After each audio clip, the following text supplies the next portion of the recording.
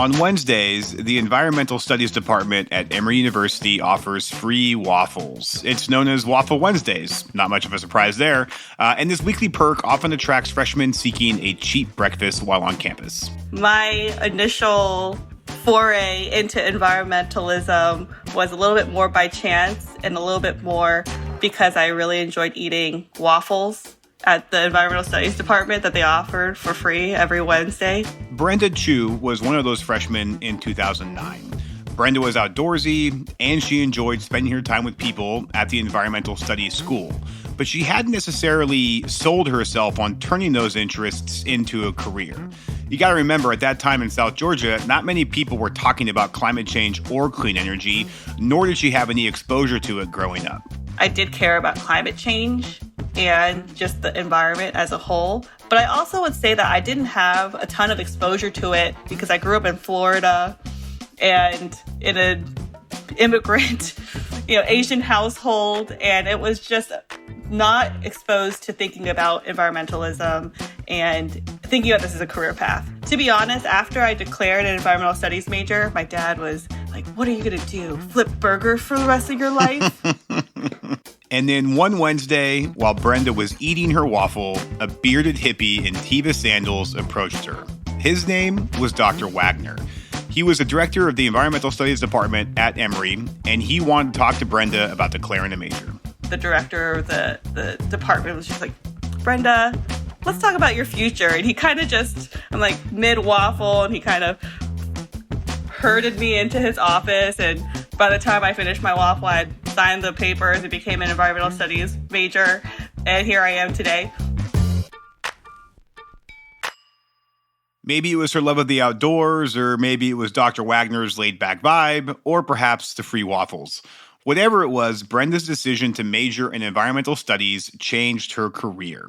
It also brought her to a trip to Iceland, where she would discover a passion for clean energy and open her eyes to some of the innovative technologies shaping the future of the grid. But what was really cool about being in Iceland, it's just this clean energy gold mine. They have geothermal. We visited their hydro plants. I saw methane capture within their landfills and how they were using that for powering vehicles. So they were testing a lot of different technologies out much earlier. I think this was in 2010, 2009. So I got that exposure because I was not able to study clean energy back in the actual programs that were offered at Emory at that time. And when I went there, I was drinking the Kool-Aid, and I was like, I want to work in clean energy. So that was step 2. This is With Great Power, a show about the people building the future grid today. I'm Brad Langley. Some people think utilities don't innovate fast enough and that they're slow to adopt new technology. But in truth, the industry is full of people trying to make the grid smarter, cleaner, and more reliable. This week, I'm talking to Virtual Peaker's Brenda Chew about demand flexibility and managing a grid that's saturated with distributed energy.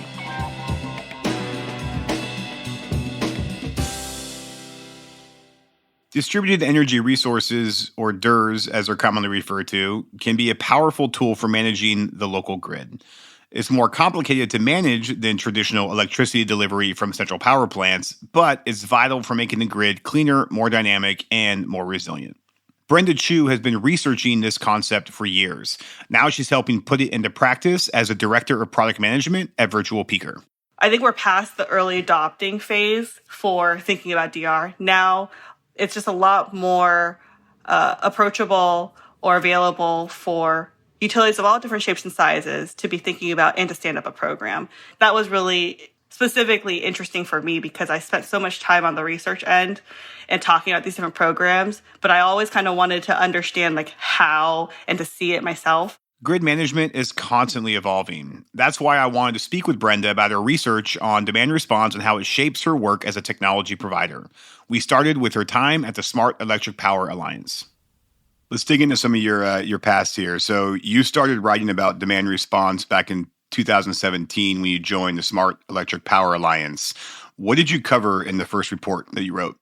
The demand response market snapshots are like my babies. Each one took probably 9+ months, so I think they actually have the life cycle of creating a human. And when I started it in 2017, that was from scratch. So it was thinking about what data to collect, how do you define the market, what is demand response? And I'm kind of using the air quotes because within this industry, we always have this challenge of semantics and thinking through what does each term mean to different people? How do we make that very, very clear?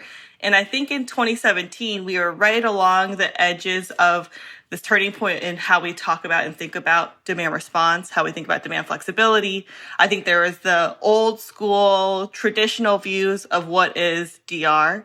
And that typically was thinking about one-way switches, maybe telephone calls, emergency events.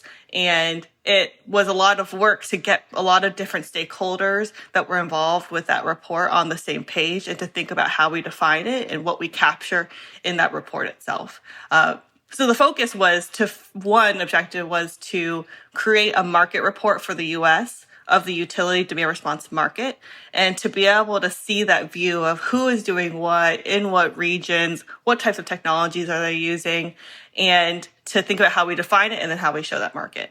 And so in 2017, it was kind of like throwing the full everything in the kitchen sink into a report to say, here's what the market looks like. Here's all these different technologies.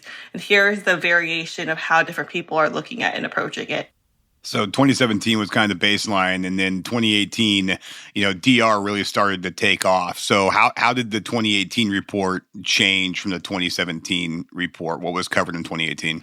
By 2018, we were edging more into the distribution side. We're talking about non-wires alternatives. We're talking about more about energy storage and EVs and other technologies and how they work together. So kind of not just thinking about just thermostats and AC switches and water heaters, starting to also edge more into the capabilities of batteries, edging more into the capabilities of managed charging, and thinking more broadly about distributed energy resources as a whole and how they can provide flexible capabilities back to the grid and for different services.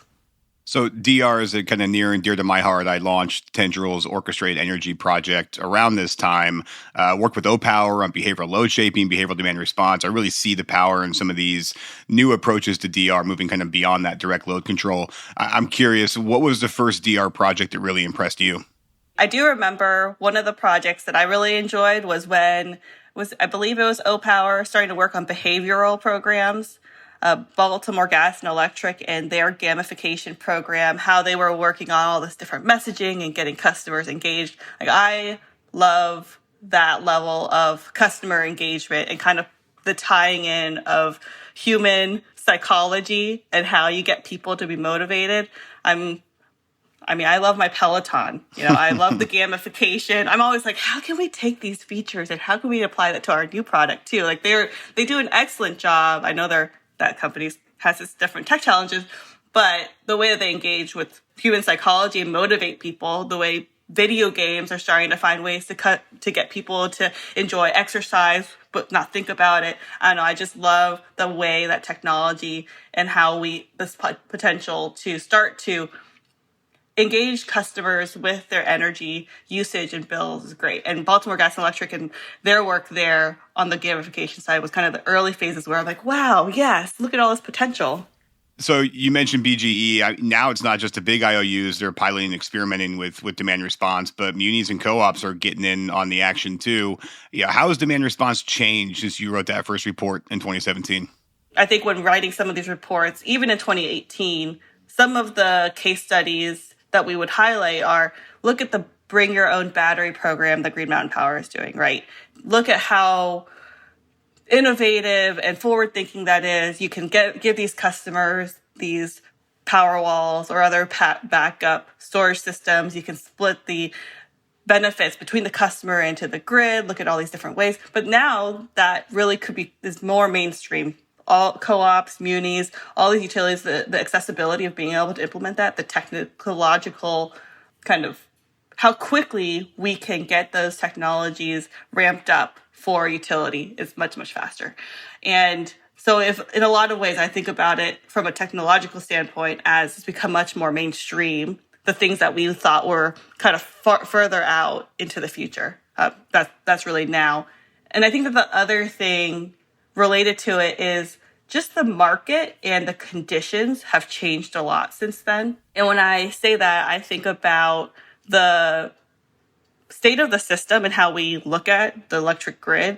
I think we used to think about demand response as much more of these, here you're going to call some of these events, and there also wasn't as much need. But even in the past 2 years, demand response has become mainstream in the media. You see them talk about it in California. You see them talk about it in Texas. There's climate change and extreme weather events that are requiring not even just, emergency, but also just demand response to participate way, way more. And then we also have these other regulatory trends that have opened up more opportunity. And I also think about Google and the White House and other efforts for 24/7 carbon-free electricity. We're thinking about things a lot more temporally as opposed to just peak events, right? And that conversation and the way we're looking at resources and the needs of the grid have totally become a lot less predictable and a lot more open to flexible resources. So I think the times have changed so much more where there's also way, way more appetite for looking at these resources. And I mean, munis and co-ops, we talk to them a lot now, and there's a lot more interest than I would have anticipated when I was researching and contacting a lot of these utilities back in 2018. Do you ever get frustrated, or maybe does it ever surprise you how that growing appetite maybe is either slow to materialize or people don't sit down to have the meal maybe as quickly as you'd like them to? I think that the thing that could really help everybody is folks, and this is not just utilities, but across all the different stakeholders that help make this happen. How can we allow these programs to stand up without as much of the, I don't know if it's red tape, but there's just a lot of challenges that get in the way. And there's a lot of fear of the risk or the cost.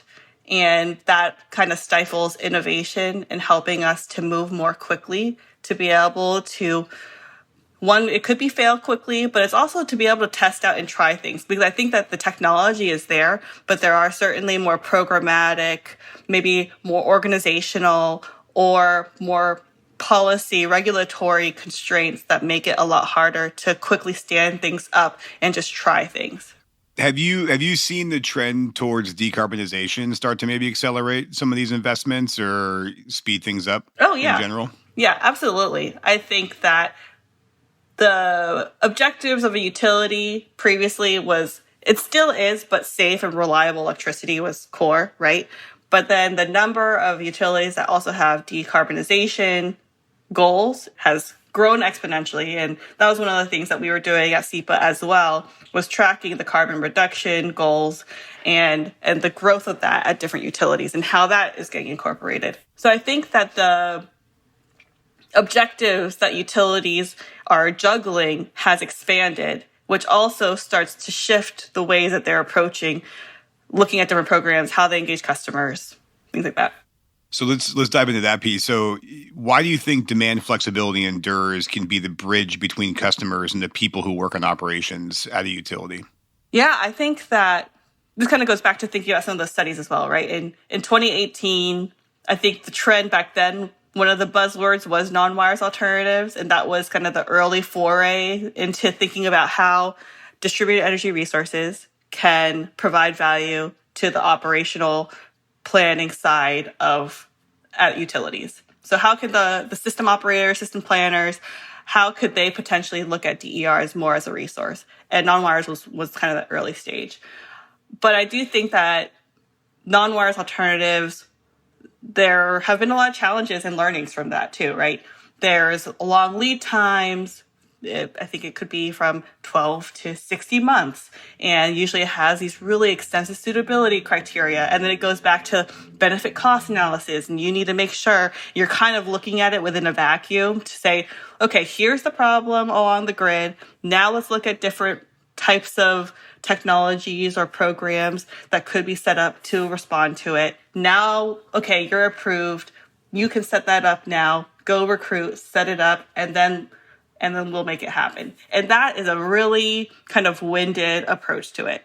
And so the way I view and hope for the industry to progress is to just streamline all that. And part of it is essentially, I think it could be on the regulatory side, is you have to look at things separately at the moment oftentimes. But if you already have these customer programs, or if customers are already buying the Ford Lightning, they're putting in the batteries, they have all these different technologies in their home, how can we more seamlessly just quickly pick up those different resources, provide value back to the customers, see it, and be able to have that visibility and potentially control on those very specific areas along the distribution grid, and not have to go through this very cumbersome process in the future, right? And I can see all the pieces are there.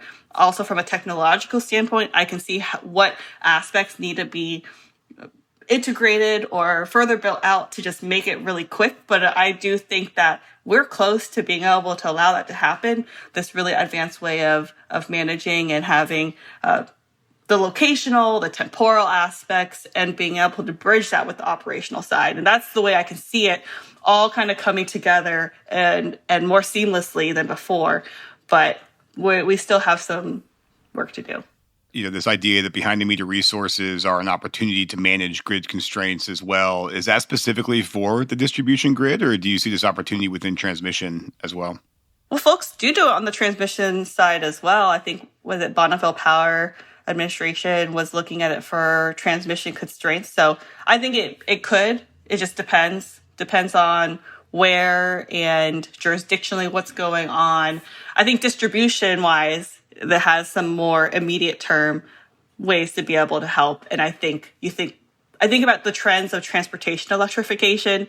And if you have a rich neighborhood where they're likely to adopt a bunch of electric vehicles, and then you're going to have these constraints, I think that there's just a more detailed way of zooming in, targeting different DERs, and thinking about how you can help manage and control so that you're not going to have to invest in all these infrastructure upgrades to accommodate also certain parts of the population that may be more well off, and having to subsidize it via other customers that may not be benefiting from all those resources, but all of a sudden there's all these infrastructure upgrades that have to happen. So I think that there are these kind of broader trends that then trickle into thinking about it more locationally, but then when you zoom back out, that has impacts on different people. And so I see DERs and thinking about how you can manage and control it from a distribution level, more locationally, as a really important factor to be thinking about, and kind of an important lever into the future. So digging into that a little bit, I mean, how do we tie this concept to social equity? Because that is a very important topic right now. So how do we make sure everyone benefits from these types of infrastructure investments?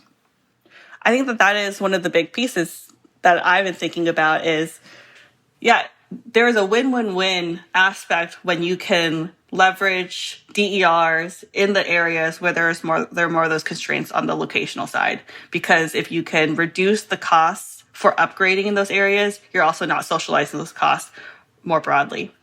I think there's also a lot of work to do in terms of, one, also thinking about how you incentivize and you pay customers to participate, and two, how do we get more of accessibility into these types of programs to these other communities. Maybe it's like the Justice 40 communities or just broader low moderate income communities, overcoming different distrust or skepticism towards maybe it's utilities or others controlling their technologies. I think that there are different trends and aspects programmatically to be thinking about as well. So what do you think is at stake for utilities if they don't pursue a customer-centric DER strategy? What do they miss out on? Well, there are a lot of different aspects. One, I think that it's a very confusing environment to navigate for a customer with all these different technologies, different programs, especially if you're in a different market. And if you want to get a solar panel, just trying to get quotes and navigate and make decisions is overwhelming. And then you amplify that with the range of different types of technologies, the different markets and prices, and trying to better understand how to navigate that. And I think that utilities are positioned really well to be a trusted energy advisor. I think there are some utilities like SMUD that do a really great job of really building a great relationship with their customers so their customers will go to them for information, because otherwise it can be very overwhelming as a customer trying to navigate and understand who you can trust and what decisions to go with. And utilities can help those customers, one, make those decisions. Two, I think that there's this opportunity to be seen as more of an innovator and offer new business models, new ways for customers to engage. And three, prices are getting really expensive. I just moved up to New England, and it is sticker shock getting into my electricity bills in my home. And I would love to have a more holistic way of interacting with the utility and getting information to much more intelligently manage my load and reduce my bills as well. What is the superpower that you bring to the energy transition? I very quickly can switch into more of like a deep thinking mode. And it's a little bit more of a less tangible aspect, but I recognize that from that research side or when I'm trying to work on a complex problem, I really enjoy kind of going into this like dark cave of my mind with a certain problem or thing I'm trying to figure out. And it's a really satisfying feeling to come out of it with, okay, this is how we're going to do it, or this, here's the framework of how we want to tackle this. And I really enjoy that deep strategic thinking that I can kind of go into, come in and out, and I recognize that probably is my superpower. Well, Brenda, thank you so much. Really enjoyed our conversation today. I appreciate all the great work you've done at SEPA and ICF and are now doing a virtual peaker. I wish you the best going forward. Thank you so much. With Great Power is produced by GridX in partnership with Postscript Media. Delivering on the clean energy future is complex. GridX exists to simplify that journey. GridX is the enterprise rate platform that modern utilities rely on to usher in our clean energy future. We design and implement emerging rate structures, we increase consumer investment in clean energy, and we do that all while managing the complex billing needs of a distributed grid. Our production team includes Aaron Hardick, Stephen Lacey, and Camille Stennis, all from Postscript Media. The original theme song and mixing came from Sean Marquand. The GridX production team includes Jenny Barber and myself, Brad Langley. We really hope this show is providing value for you, and if it is, please help us spread the word. You can rate or review us at Apple and Spotify.